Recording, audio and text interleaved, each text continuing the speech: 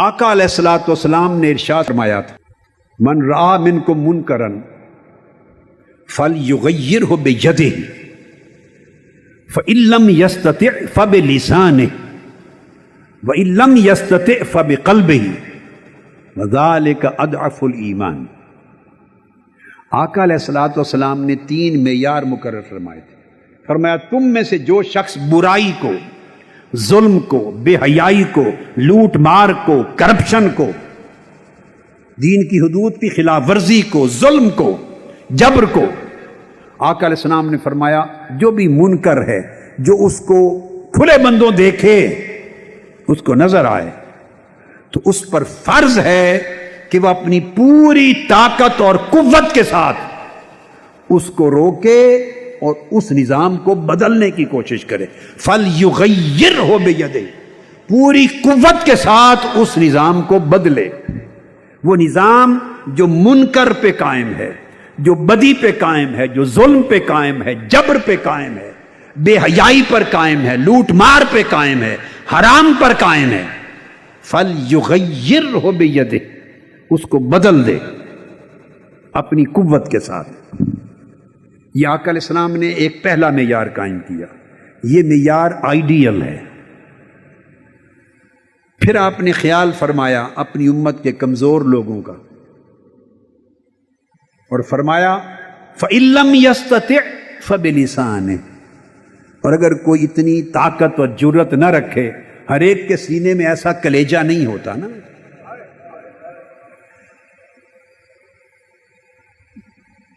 شعروں میں ٹکرانے کی بات کرنا بڑا آسان ہوتا ہے، شاعری میں، تقریروں میں ٹکرانا بھی بڑا آسان ہوتا ہے، مگر میدان میں اتر کے ٹکرانا اور اپنی جانیں دے دینا یہ مشکل ہوتا ہے۔ یہ اسی کو نصیب ہوتا ہے جس کے من میں اس نے حسینیت کا چشمہ کھول دیا ہو، جس کو حسینیت کے نور سے روشن کر دیا ہو۔ اگر حسینیت کسی کے من میں داخل ہو جائے، اس میں بزدلی نہیں رہتی، بے حسی نہیں رہتی، بے ضمیری نہیں رہتی، بے غیرتی نہیں رہتی، بے حیائی نہیں رہتی، ڈر نہیں رہتا، خوف نہیں رہتا، مصلحت نہیں رہتی، اس کی ٹانگیں کانپتی نہیں ہیں۔ پھر وہ کمزور بھی ہو تو دنیا کا طاقتور ترین ہوتا ہے، کیونکہ اس کی طاقت اپنی نہیں ہوتی، اس کی طاقت حسین سے ہوتی ہے، فکر حسین سے ہوتی ہے۔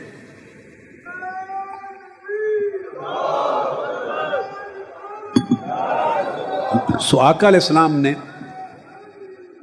جانتے ہوئے کہ ہر کوئی ٹکرا نہیں سکتا، کمزور بھی ہوتے ہیں، چھوٹے کلیجے والے لوگ بھی ہیں،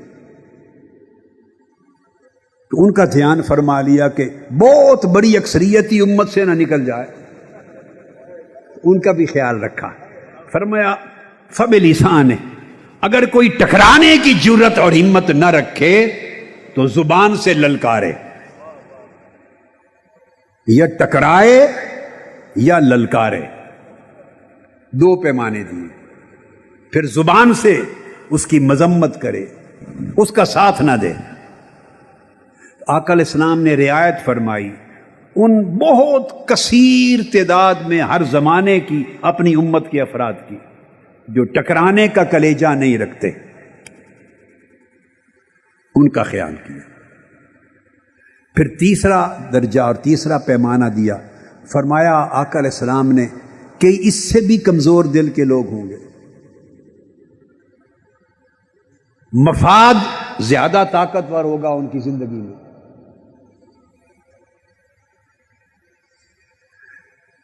کئی لوگ مالی مفاد کے آگے کھڑے نہیں ہو سکیں گے، کئی چندوں کے آگے کھڑے نہیں ہو سکیں گے، چندے رک جائیں گے، کھڑے نہیں ہو سکیں گے، کئی پرمٹوں کے آگے کھڑے نہیں ہو سکیں گے، کئی ڈیولپمنٹ فنڈز کے سامنے کھڑے نہیں ہو سکیں گے، کئی گلی کوچوں کے چھوٹے چھوٹے کاموں کے کوئی کام اور غرض کی وجہ سے کھڑا نہیں ہو سکے گا۔ بڑے کمزور لوگ جن میں زبان سے حق کہنے کا بھی حوصلہ نہیں ہوگا، زبان سے حق کہنے کا بھی حوصلہ نہیں ہوگا، ڈریں گے۔ آقا علیہ السلام نے سوچا کہ ہوں گے تو وہ بھی میری امت میں ایسے بھی ہوں گے، پھر ان کا خیال کر کے فرمایا فَبِقَلْبِهِ، اگر زبان سے بھی للکار نہ سکو اور مذمت نہ کر سکو اور ڈر ہو کہ کہیں پولیس نہ اٹھا لے، ڈر ہو مقدمہ نہ بن جائے، ڈر ہو یہ مفاد نہ رک جائے، ڈر ہو یہ کام نہ رک جائے، خوف زدہ ہو، زبان سے بھی کلمہ حق ادا نہ کر سکو، تو فرمایا تیسری گنجائش دے دی، فرمایا فَبِقَلْبِهِ، پھر دل سے نفرت کرے، دل سے نفرت کرے مگر ان کا ساتھ نہ دے، نفرت کرے، ان کی نوکری نہ کرے، چاکری نہ کرے، غلامی نہ کرے، ان کی وفاداری نہ کرے، ان کی تابعداری نہ کرے۔ میں جب یہ بات آپ سے کر رہا ہوں، مجھے بڑی بڑی دینداری کی شکلیں رکھنے والے میری آنکھوں کے سامنے، بڑی بڑی وضع قطع، بڑی بڑی صورتیں، شکلیں، دیکھنے میں بڑی سنتیں، دستاریں، بہت کچھ سامنے دیکھ رہا ہوں۔ آقا علیہ السلام نے فرمایا ٹھیک ہے، اگر تم زبان سے ٹکرا نہیں سکتے، زبان سے خوف زدہ ہو یا مفاد زدہ ہو، خوف زدہ ہو یا مفاد زدہ ہو، تو پھر دل سے نفرت تو کرو، ان کی پارٹی نہ بنو، ان سے الائنس نہ کرو، ان کا ساتھ نہ دو، دل سے نفرت کرو۔ اور دل سے نفرت کرنے کے لیے فرمایا وَذَلِكَ أَضْعَفُ الْإِيمَانِ، یہ ایمان کا کمزور ترین درجہ ہے، ایمان کا کمزور ترین درجہ ہے۔ تو آقا علیہ السلام نے اس کو کمزور ترین درجہ قرار دیا، مگر سٹل ایمان کے اندر رکھا، ایمان سے خارج نہیں کیا۔ فرمایا یہ باٹم لائن ہے، کمزور ترین درجہ ہے۔ اس سے آگے سٹیپ کیا ہے؟ چوتھا سٹیپ ہے ان کے ساتھ مل جانا، وہ ایمان سے خارج ہونے والا عمل ہے،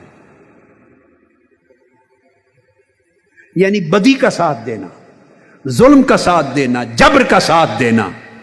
وہ اضعف الایمان سے بھی نیچے ہے۔ اب میری سمجھ میں نہیں کہ کمزور ترین ایمان کے بعد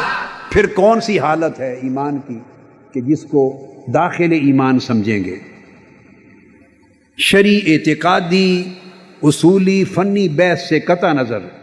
عملی ایمان، کیا عملی ایمان کی شکل میری سمجھ میں نہیں آتی کہ اضعف الایمان کے بعد، باٹم لائن کے بعد تو مائنس شروع ہو جاتا ہے نا، باٹم لائن تو زیرو پر آ گئے، 10 سے نیچے گرے، 10، 9، 8، 7، 6، 5، 4، 3، 2، 1، اس کے بعد زیرو آ گیا، اضعف الایمان، تو اس سے نیچے جائیں گے تو مائنس شروع ہو جاتا ہے۔ یہ جو 3 درجے تھے، اس وقت کیا ہوا کہ کچھ لوگ خوف زدہ ہو کر یا مفاد زدہ ہو کر، کچھ لوگ یزید اور یزیدیت یعنی بطور نظام اس کے مؤید بنے، وہ کوفہ اور دمشق میں تھے، مفاد کے لیے یا خوف زدہ ہو کر اس کے ساتھ ہوئے، یہ طبقہ بھی تھا۔ باقی باری اکثریت وہ 2 پوزیشنز میں رہی، 2 پوزیشنز میں، فَبِلِسَانِهِ اور فَبِقَلْبِهِ۔ باری اکثریت، میں آپ کو حسین کی انفرادیت سمجھا رہا ہوں آج۔ انفرادیت کیا ہے حسین کی، امام حسین کی؟ کون سا انوکھا کام کیا انہوں نے؟ دیکھو، ایک ہے پورا خانوادہ قربان کروا دیا دین کے لیے، خاندان شہید کروا دیا، دوسرا ہے انتہا درجے کی مظلومیت جس میں شہادتیں ہوئی، یہ سارے ایسپیکٹ اپنی اپنی جگہ، مگر ان سارے حقائق سے ہٹ کر ایک دوسری انفرادیت سمجھا رہا ہوں کہ کیا ہے۔ باری اکثریت امت کی یا فب لسان ہی کے درجے میں یا فب قلب ہی کے درجے میں گئی۔ حسین فَلْيُغَيِّرُ بِيَدِهِ کے مقام پر فائز ہوئے، فَلْيُغَيِّرْهُ بِيَدِهِ۔